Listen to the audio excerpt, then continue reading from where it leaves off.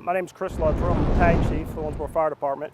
Out here today, we're demonstrating the new fire science program that we have initiated this year with in conjunction with the Owensboro Community Technical College and high school programs around the counties. What we started was a fire academy for high school seniors, and they were able to sign on to the program, and they come on a daily basis to the technical college out here, and we do fire science classes for these students. I've got 7 students, and they represent McLean County, Hancock County, and Davis County. And these students come and spend 3 hours a day here. They go through the exact same training that we use for all of our firefighters on the Owensboro Fire Department. The Owensboro Fire Department helped sponsor this. It was a way as a recruitment tool to hopefully get some high school seniors that may not have the opportunity to volunteer as a firefighter out in the county. We have some students that live in the city districts that don't have that opportunity, so we thought this would be a great opportunity for them to come out, see what the fire department's all about. We put them in full gear, as you'll see here in a little bit. They learn, like I said, everything that the other firefighters learn in their academy. Along with this program, they're getting college credit, so it's a dual credit deal. They'll get high school credit, they're getting college credit. I think it's going to turn out to be a really good program. We're hoping that as people see this and students see this and see that this is an opportunity to find out what the fire department's about and get some college credit along the way. I think the biggest part was the recruitment issue. Just trying to get more students involved in the fire service. If anybody has seen any of the news, we have a decline in the number of especially volunteer firefighters. And I know our pool of firefighters has shrunk some. I mean, we have a requirement for the Owensboro Fire Department. One of them is you got to have 60 hours of college credit. So this is getting them towards that college credit hours, and once they get out of this program, they'll continue on at hopefully Owensboro Community Technical College, come out with their degree, and hopefully we can see these firefighters hired on here at the fire department. Well, part of this program, which I think is neat, we have on Fridays from 8 to 11, I teach an emergency medical responder course. It's part of the fire science program, but with that program, I've also got approximately 12 students that come in from Hancock County. They ride a bus here or they drive here from the county, and my students here are involved with this class too, and part of that is medical training. They're coming out, they'll have a emergency medical responder certificate. They can graduate from high school, and with that degree or that certificate, they can go start working at some industries with that type of certificate.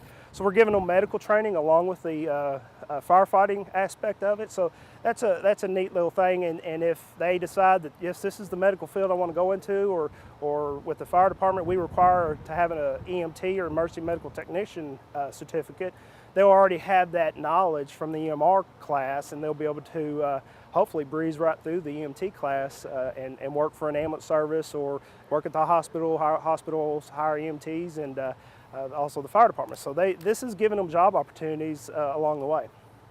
Well, I took this fire science class for the hands-on skills and possibly become a fireman later on.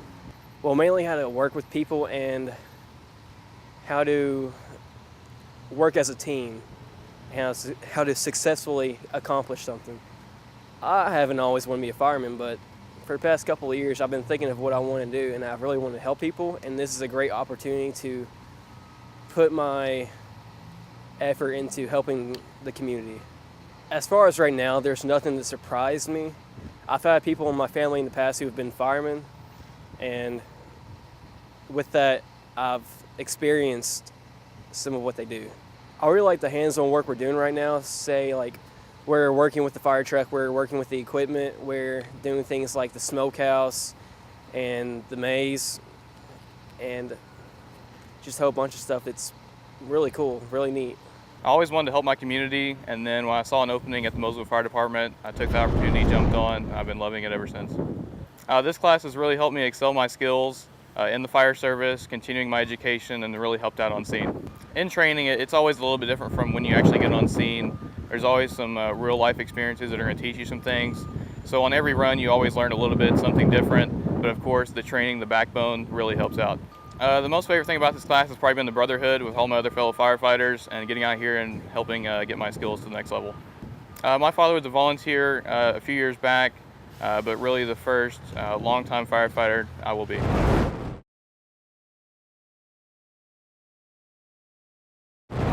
With wintertime approaching, it's one of the busiest seasons for local fire departments. These are the months that we have most of our home fires, for good reason. We're inside of our home, the heating units are working, we're cooking, doing a lot of things inside of our homes. So you have to have a plan of action in the event that fire strikes your home. This year, the National Fire Protection Association is using the theme Seconds Count, and they really do when you have a home fire. We did a survey a couple of years ago asking the average citizen out there how long they thought they had to get out of a burning house. The answers varied from 5 minutes to 15 minutes. In reality, if you're not out of a burning home in 2 to 4 minutes, you'll likely die in that fire. You'll die of smoke inhalation. That's what kills most people across the country in home fires. So making sure you have working smoke detectors throughout your home and that plan of action is extremely important, because you do not have minutes to get out, you have seconds to get out. So make sure you have that plan of action. I started a program about 20 years ago where if you could not afford a smoke detector, we would give you a smoke detector. If you could not afford the batteries for your smoke detector, I would give you the batteries for the smoke detector. If you had a problem installing your smoke detector, we would send an engine company out with firefighters to install that smoke detector for you.